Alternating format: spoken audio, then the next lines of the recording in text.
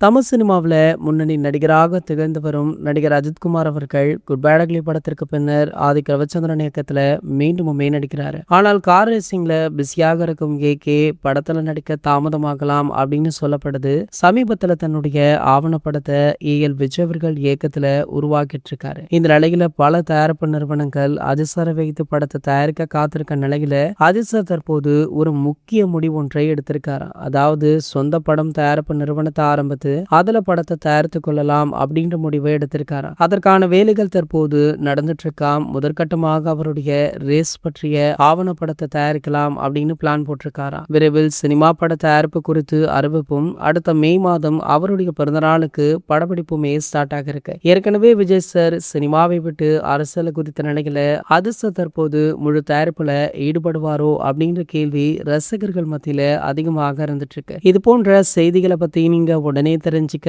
நம்மளுடைய சேனலை மறக்காம சப்ஸ்கிரைப் பண்ணிக்கோங்க.